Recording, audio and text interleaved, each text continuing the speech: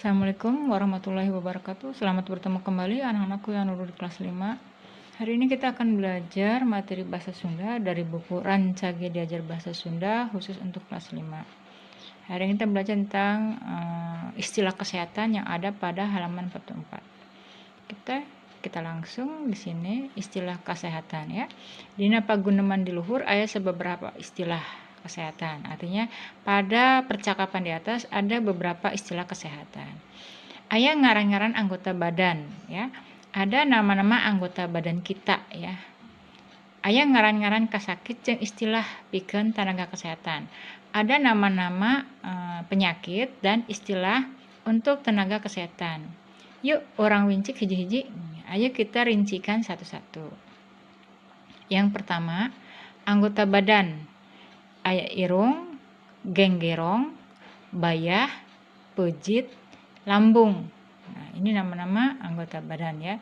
Cing tuliskan ngaran anggota badan dina gambar di handap. Nah, ini gambar ini adalah gambar irung ya, anak-anakku sekalian. Gambar irung.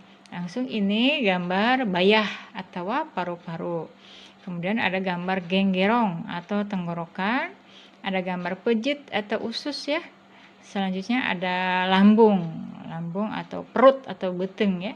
Nah, kedua, ngaran-ngaran kasakit atau nama-nama penyakit. Aya salesma atau radang selaput lendir dina liang irung atau pada lobang hidung. Anu ngalantarkeun panas tiris yang menyebabkan sakit panas dingin ya. Engap sesek teu bisa ngambekan bener lantaran liang awak atau dada katindihan.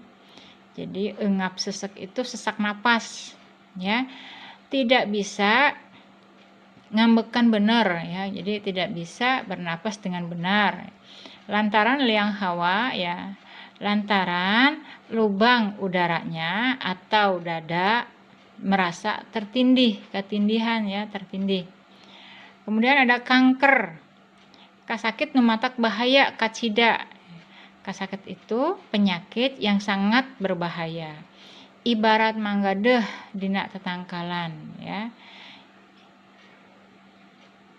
Ibarat mangan deuh dina tetangkalan ya.